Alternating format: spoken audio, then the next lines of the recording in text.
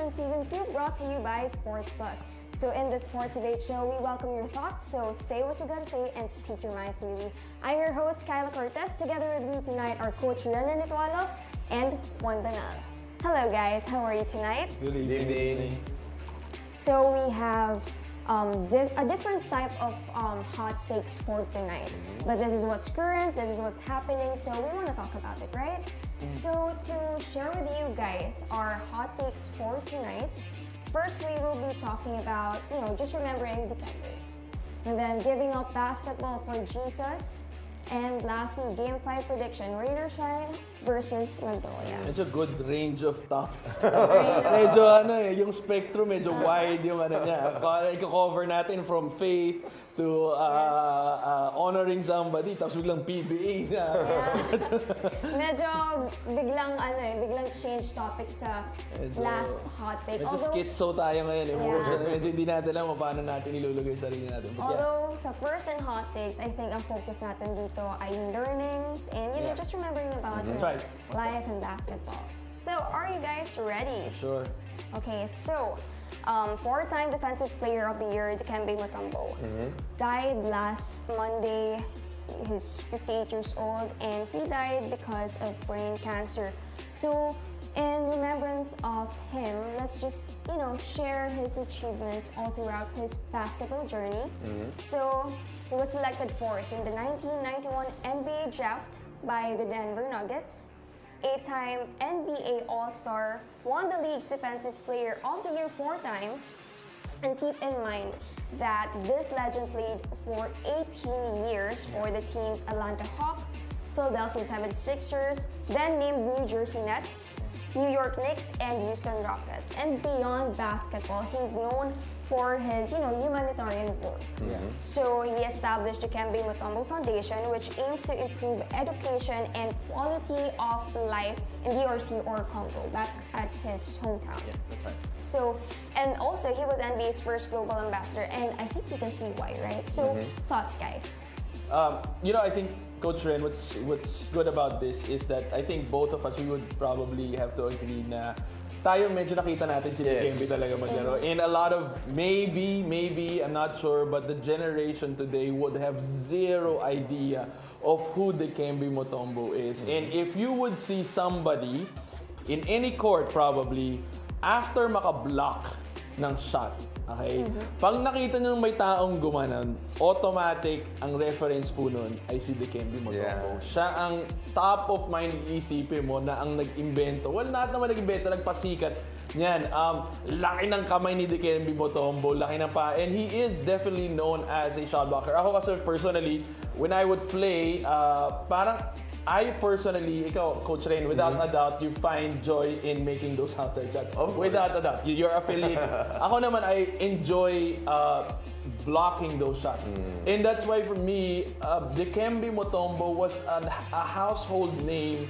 You would shout Kobe if you make a shot, right? But Dikembe was a name you would shout out when you make a good block. That was the 90s for us. And this happened during the era wherein it was a centered focused NBA. Like you had guys like Akeem Olajuwon, Patrick Ewing, Alonzo Mourning, and Dikembe Mutombo was part of those guys that you would mention. Di ba pag tumingin ka ng team, usually ang makikita mo, ang NBA, naka-anchor yung lineup nila doon sa center. Yes. Diba? Nangyari yun sa era ni Dikembe Mutombo. And I remember vividly kasi nasa Atlanta Hawks siya nun eh. Diba? Ang katambal niya nun si Steve Smith. Kaya yun yung shooter na, yun yung scorer na. Pero from a defensive standpoint, yung center talaga nila nun is Dikembe. So bakbakan kasi nandun rin yung panahon ni Shaq. Diba? So talagang it was battle of the centers during that era. And so for Dikembe Mutombo to be recognized as a defensive player 4 times, diba?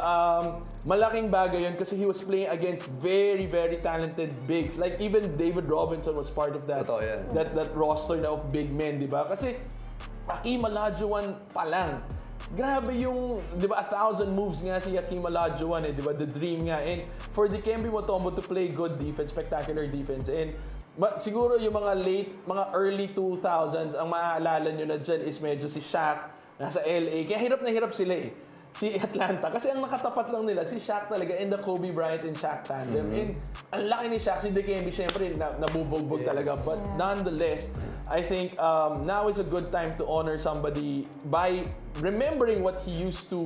Kasi hindi nyo na nga naalala siya, and probably you won't even know parang how he played for the younger generation. But that's who he was. He played in an era na bigs ang focus, and he was a defensive player for 4 years. Doon pa lang it says a lot. But a lot of people would say he was bigger than basketball. Yes. You know, for being the first global ambassador of the NBA, he actually even mentored Yao Ming.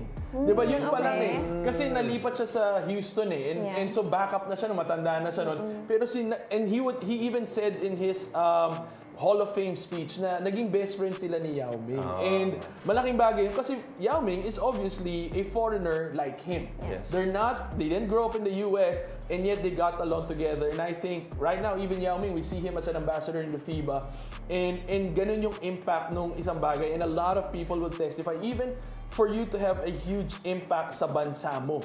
Di ba tayo nga, di ba, parang masasabi ba natin na isang basketball player malaki yung nagagawa para sa isang bansa? Probably in the basketball community, yes. Pero to say na malaki sa buong bansa, mahirap yun. So, I think he's an icon on his own right, and it's sad na he passed away at a very young age. I would consider before 60 through brain cancer. Ikaw, Coach Ren, anong naalala mo tungkol kay... Well, syempre, remembering Dikembe, ang naalala ko sa kanya yung dinakdakan siya ni Michael Jordan. And then, of course, syempre, yung Denver Nuggets entering the playoff. Pero teka lang, singat ko, Coach Ren, ha? Yung nangyari yun, nag-usap sila sa All-Star, si Michael Jordan at si Dikembe. Sinabi, magkakampi sila, East Coast sila. Tapos sinabi pa ni, loko din to si Dikembe kasi. Sinabi niya kay Michael Jordan, alam mo ba, ako lang ang hindi mo nadadangkan pa. Sinabi niya kay Michael Jordan yun, ha? Parang ako, bakit mo sasabihin yun? Hindi ginawa sa kanya. Tapos ginanon siya ni Jordan nung binaktahan siya. But I remember that. Well, every shot blocker get dunked on once in a while. Of course, syempre si Vince Carter din, dinakdakan din siya. So talagang ganun eh, if you're a defensive guy. Of course, the late Kobe Bryant also is there to dunk on him. Yun yung mga natatandaan ko because I'm not a highlight, parang kay Juan, parang highlight niya yung blocking. Ako yung highlight ko, syempre yung scoring.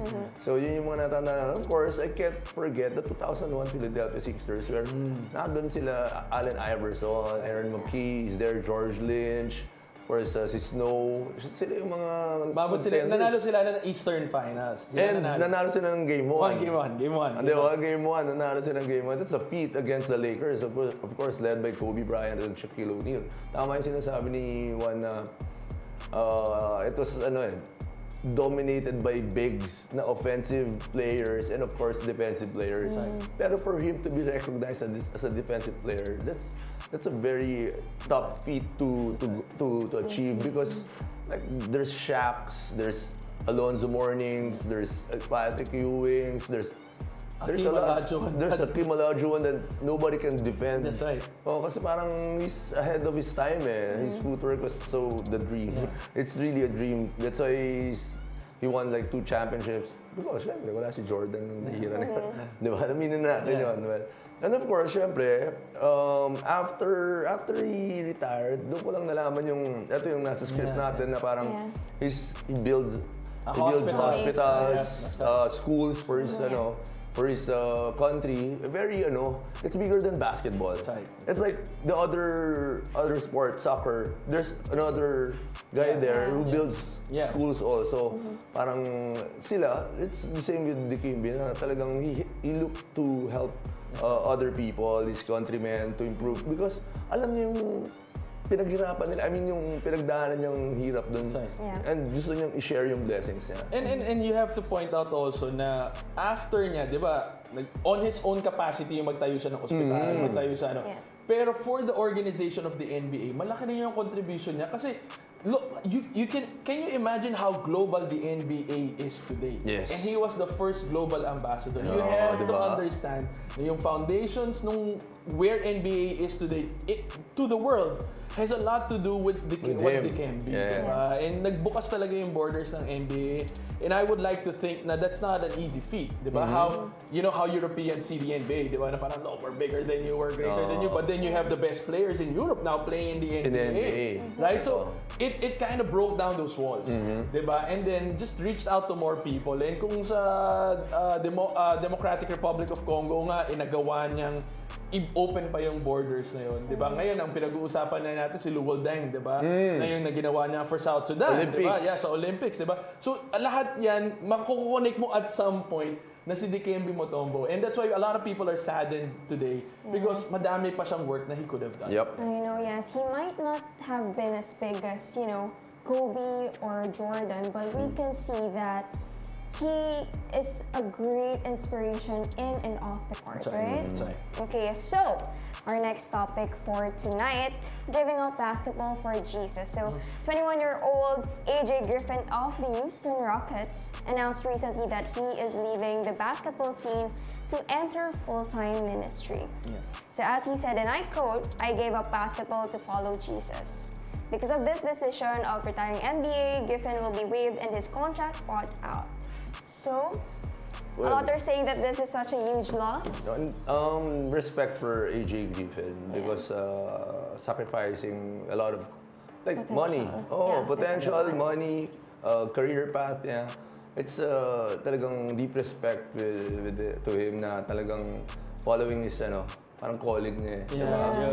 Sometimes parang syempre, ba't sasabihin ng iba, sayang yung contract niya, sayang ganito, pero hindi mo alam yung pinagdadaanan ng tao eh. You don't know him that much para sabihin natin, sayang yung 10 point something million na natitira sa kontrata niya. And of course, he has this big potential. Like, one said, 16th pick, right? Tama? Yeah.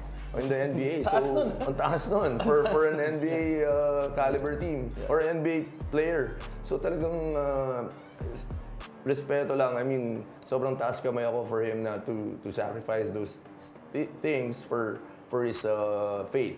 So talagang all respect to AJ Griffin. And then I think it has a lot, kasi syempre ang controversy dito kasi is parang, we were talking about this off air, na parang he could have done both. Yeah. Diba parang a lot of people, you've got Steph Curry. Steph Curry is very vocal about his faith. Actually, marami sila. Diba? Marami sila, yes. And yet, they didn't give up basketball. Diba? Parang for him to give up basketball, parang malaking question mark yun eh. Sa lahat, sa marami. Sa maraming tao. Diba? Kasi ako nga, papunta dito sa studio, ang tinatanong ko sa sarili ko, parang, I mean, you gave up, kasi parang pag nilagay mo sa weighing scale yung pagiging NBA player, being drafted 16th, the likeliness of you being drafted, kahit sa PBA alone, maliit na yung chance mo eh, di ba? Parang 1 out of 180,000 basketball players in the Philippines, ang chances mo para madraft. In the PBA alone, what more in the NBA? Yung chances of 0.0000. Pero, and he was 16th pick. And what would make somebody give up that position?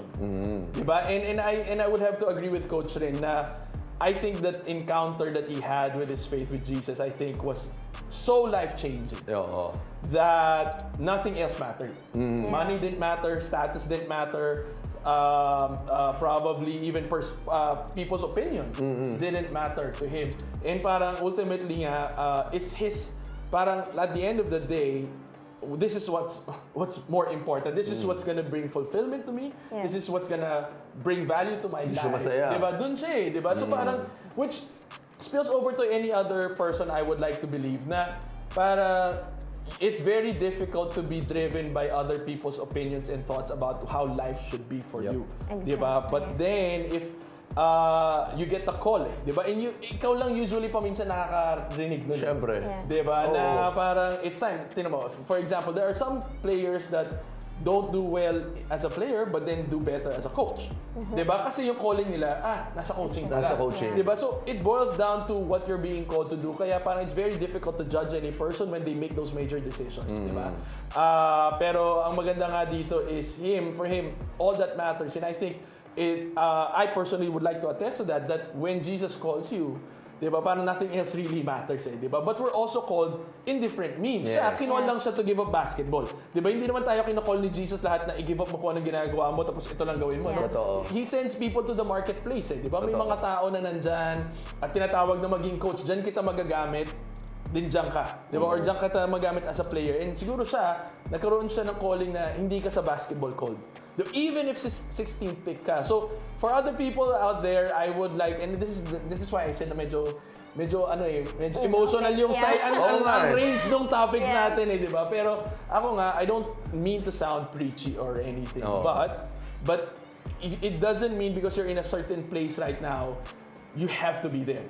Unless it's not your calling, di ba? Pagka calling mo kasi, then stay there. If it's a different calling, please, I would recommend that you do not hesitate, di ba?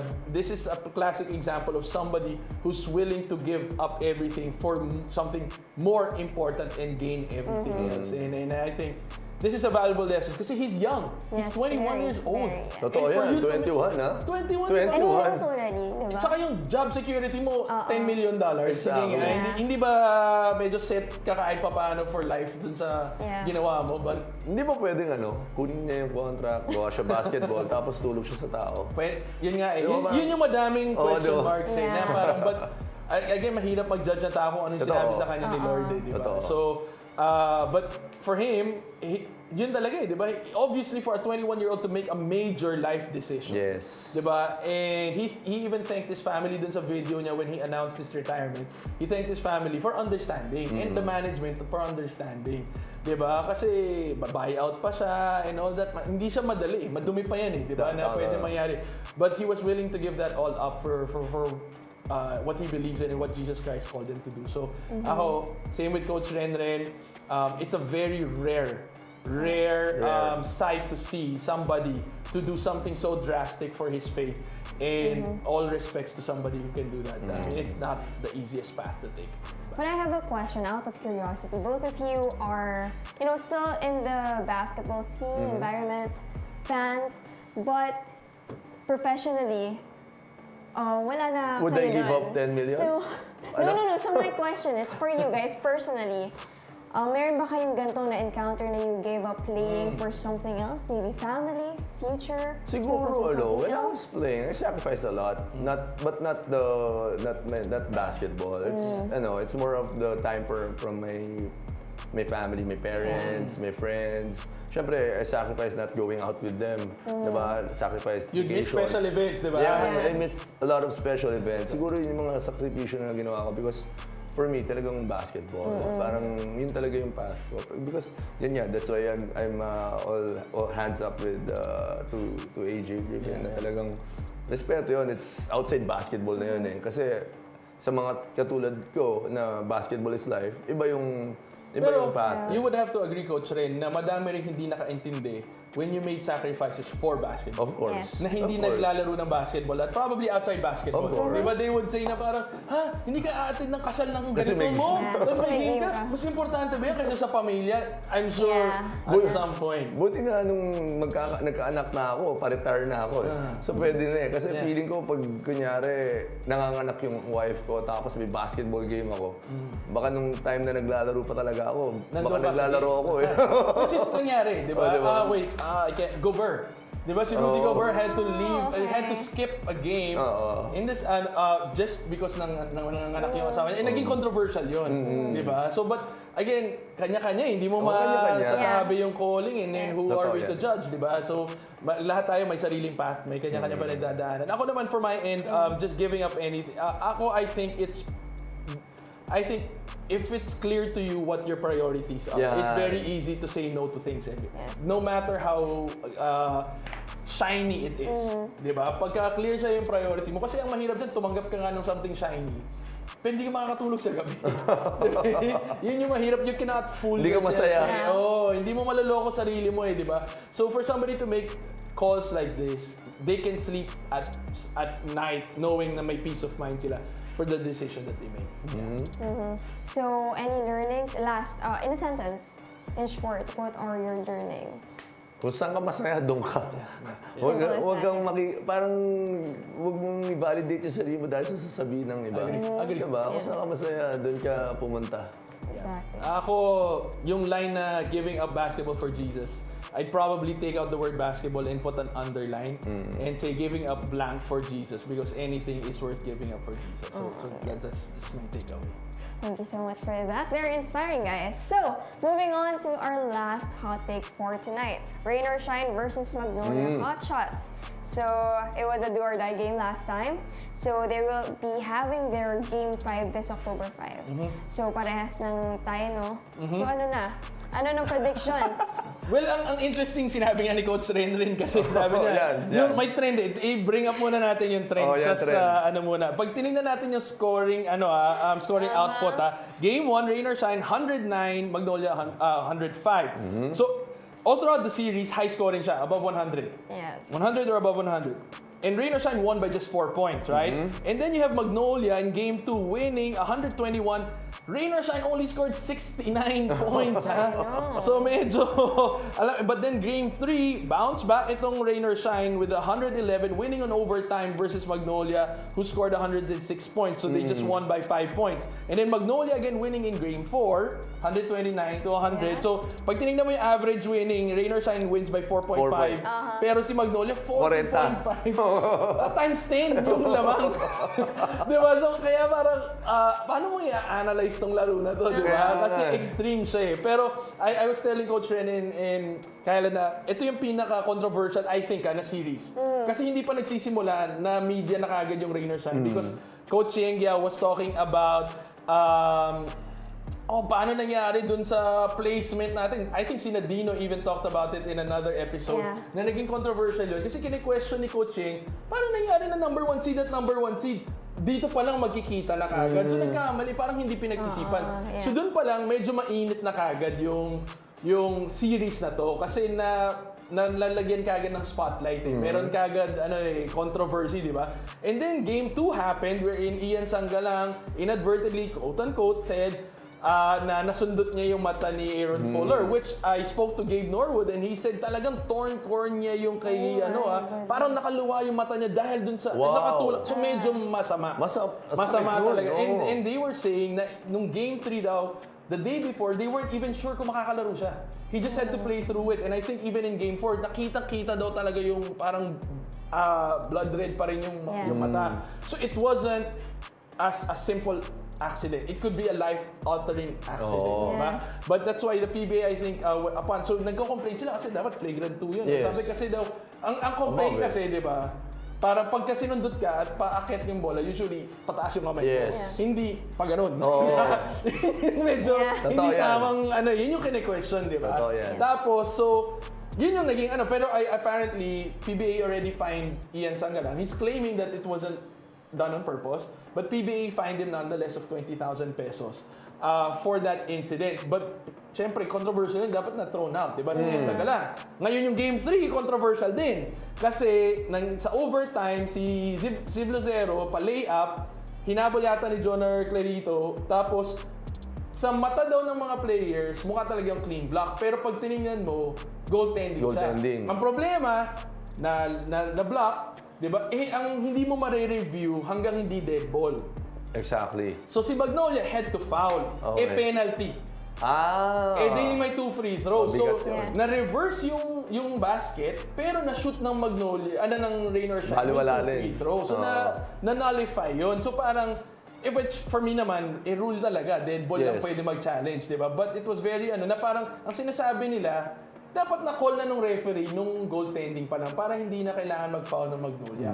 So, you can see na medyo itong series na to, madaming, actually lately, pati yung kay Stockton din, controversial din siya. Pero itong series na to specifically, medyo mainit sa mata. Yung officiate, speaking of no pun intended. Talaga. No pun intended. Pero medyo, di ba? So, Coach Ren, ikaw, as a coach, as a player, Game 5, Game 5, medyo pendulum swing yung kind of lamang. How do you predict something like this? Game 5 prediction, actually kasi, yung trend, di ba, parang alternating naman di ba? Close game, tambakan, close game, tambakan. Malamang close game, Game 5. Tapos Rain or Shine. Rain or Shine. Kasi looking at trends, Rain or Shine, Magnolia, Rain or Shine, Magnolia. Di Rain or Shine. Pero yung yung mga tawag nga ng mga referees, nung naglalaro pa ako niyan eh. Ganyan naman talaga. Ganyan talaga eh. Parang hindi sila perfect. It's really hard na to call games na ganun kabilis. Yeah. Tapos natawagan mo yung goaltending, tapos hindi mo talaga nakita, tatlo kayo doon. Hindi, nagtataka lang ako, ba't hindi nila nakikita? So hanggang ngayon nagtataka pa rin ako sa mga Nasundot ni referees. Ian Sanggalang. Oo, pati yung sundot ni Ian Sanggalang. Baka nasundot yung mata nila ni Ian Sanggalang. Tatlo sila doon, hindi nila makita. Hanggang sa mga ibang liga, ganun din eh. Di ba? So, lumaki na ako, tumanda na ako sa basketball. Ganun pa din yung mga tawag ng mga referees. Eh, wala lang tayong magagawa talaga doon. Kundi, syempre, yung emotions natin, we want to win. Yeah. Syempre, lalabas yun, hindi mo pipigilan. You have to be professional, you have to be like this. But if you're in the game, if you're in the war, if you're in the battle, you can't help yourself. But syempre, maglabas ka lang naman sabi mo, okay lang, sige, tawag ka lang ganyan. Hindi pwede talagang lalabas talaga eh. Minsan mapapamura ka pa. You desire to win, di ba? Yun naman yung motivational, yun yung driving force behind these, emotions. Gusto mo nalo. That's right. Gusto mo nalo. And ako nga, I was looking at it and sabi ko nga, delikado, hirap nga rin tong si, what's this? Itong import na to?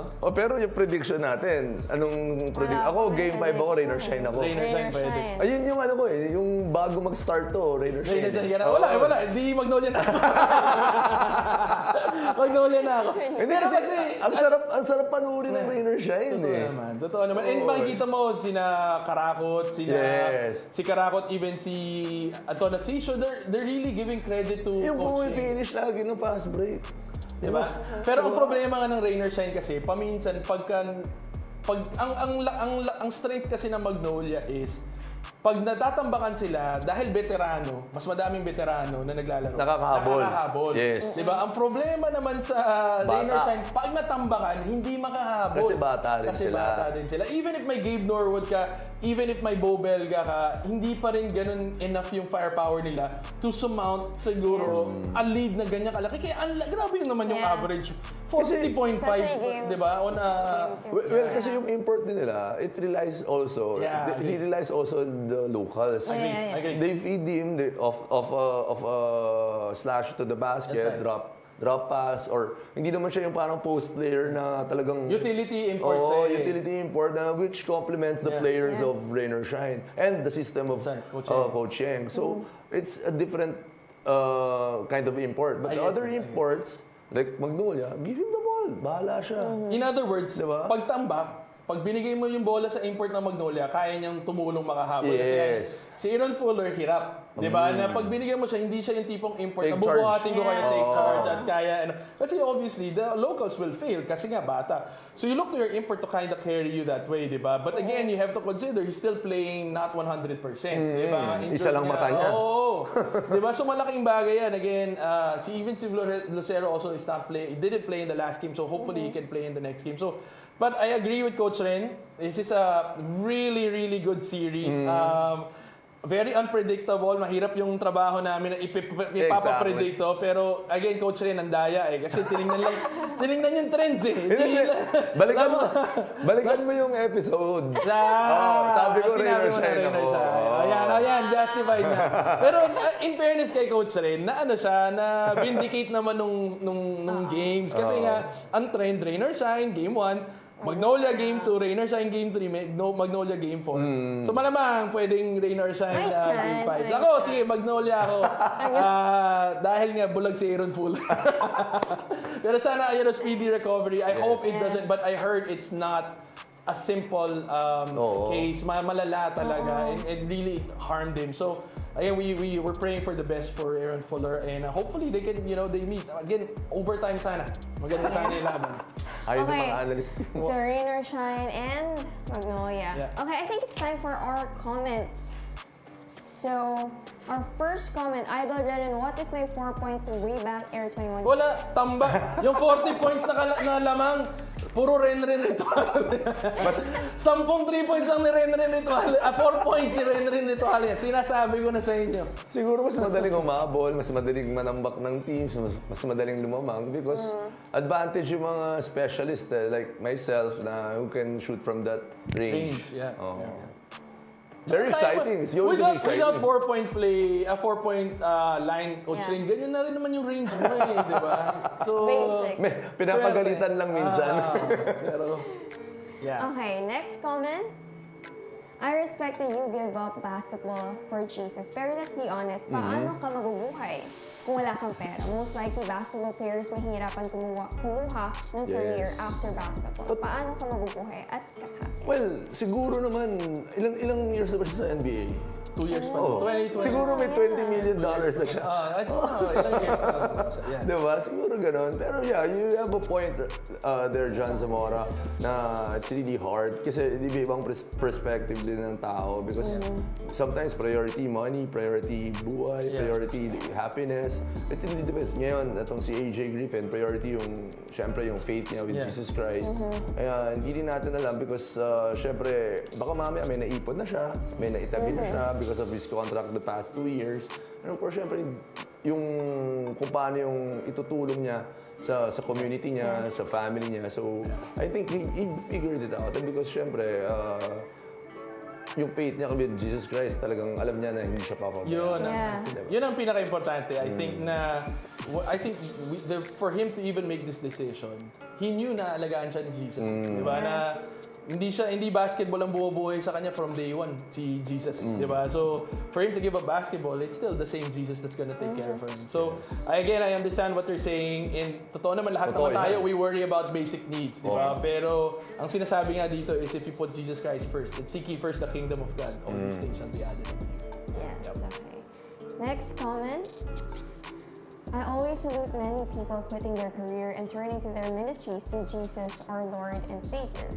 Ang sabi ko dyan, so much respect dun sa mga taong gano'n talaga. And you'll get criticized for it. Oo naman. Not a lot will understand. Not a lot. Kasi sasabihin nila, blessed na kayo, bakit gano'n, diba? Diba? Parang ang daming taong fighting for that spot. And then nandiyan ka na, you give up. But I think for AJ kasi, alam mo yun, medyo may panatag na siya because of Jesus and nakaipon na rin siya somehow. And let's be honest, hindi naman lahat gusto ng glam life. Kasi yun yung usual na nakakuha sa NBA And if player. tinignan mo yung social media niya, he's doing actually everyday devotions. On video, yun yung content niya. He has no other content. Actually, another player that I know locally who does this is si Keith Datu, who's playing for He has a lot of content. Ang puro content niya is really just talking about the Bible. And so, you know, kanya-kanyang calling. So again, salute to people who can make that kind of commitment. Okay, next comment. We need to respect yung faith. Kung yun talaga yung pinili niya over skills and talents, isipin niyo na lang yung dating kawatan nga pastor na ngayon. Ha ha ha. No comment ako dyan. Peace. Pero yan naman yung nagagawa ni Jesus, di ba? Yun lang tanong natin, medyo, yung iba, totoo ba? Legit ba yung iba? Di ba? Legit ba yung iba? Okay, our last comment for tonight. Sir Renren, kumukha mo pala si Paulie, pero mas shooter ka doon. Ayun, salamat. Kamukha mo ba? Kung may lethal weapon na Paulie, mas makamandag itong Renren Ritualo para lang sa hindi may alam. Thank you. Well, syempre, Paulie, galing din yan. Finals MVP. Pero iba style niya, no? Iba, magkaiba. Magkaiba yung style niya. May range din si Paulie. Nakilala, people nga were saying nung nagkaroon ng 4-point line, siya yung pinaka magbe-benefit. Pero apparently hindi, yung teammate niya, si Hamisi ang nag-benefit the most, di ba? Siya pinakamadaming local players. I think 17 4-point line made already. Pero iba style, iba yung Renren Ritualo, iba yung Paulie. I think same caliber but different kind. Ibang Same but different. Okay, so na-mention nga natin, sinimulan natin yung live natin tonight. Sinabi natin, napakaiba yung topic ng hot takes natin for tonight. So just to recap, ano yung learnings natin from tonight? Well, remembering the Game B and of course giving up basketball for Jesus, it's yung basketball, there's a lot more to that. I mean, outside basketball, talagang may iba pang buhay. Diba? So, yun yung natutunan ko or yun yung alam natin na akala natin puro basketball. Hindi. Basketball players also, may mga laman din yan. May mga dinidibdib din yan, may mga utak din yan, may mga ambitions na iba din yan outside of basketball. Would you agree with me, Coach Ren, na sometimes basketball, not sometimes, but most of if not all the time, basketball is a means to an end. It's not the end. Yes. You know? That's why kasi paminsan, a lot of people tie their lives, tinatali nila yung buhay nila sa basketball. So pag nawala na yung basketball, kala mo Yun. wala na sila. Ang gulo na, no? Yes. Ang gulo Diba? na. Pero hindi, di ba? It's a means to an end. So Exactly. it's just a way to get to where you're being called. Yeah. And basketball helps you either expedite that, para mapabilis lang, or sometimes yun yung wake-up call mo eh. Totoo. Pag kunwari, sana man hindi mangyari. Paminsan pag na-injury ka, nagigising ka na, hindi pala ito yung buhay ko talaga. Dapat yan. Hindi So, lang yun yung buhay, hindi lang Exactly. basketball ang buhay. Meron din buhay outside basketball. Yun yung naano ko dito kay Dikembe Mutombo and of course kay AJ Griffin. There's a lot more outside basketball. And you know, Dikembe made a bigger impact when he was outside basketball. Yes. Yes. When he wasn't playing, mas madami siyang nagawang mabuti, di ba? Yeah. So again, same with you, Coach Ren, now, di ba? Na coach ka, I think yung buhay na na-affect mo as a coach, mas malaki rin yung ano mo. Totoo yan. Yes. Okay, so it's been a fun discussion with you guys. So if you guys want to hear more from us, kindly follow us on our social media accounts on Facebook, YouTube, TikTok, Instagram at sportsplus.ph. So I guess that's it for tonight. Thank you guys so much. Thanks for tuning in. Once again, I'm your host, Kayla Cortez. Together with me are Coach Renren and Juan Panal. Go talk, obviously. Uh-huh. Jordan, Kobe, LeBron. Who and why?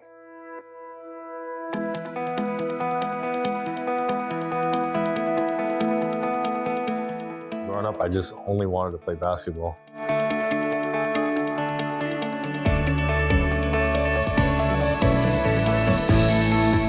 It was scary coming here.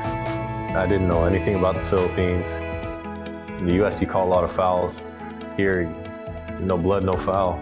So that was the big difference.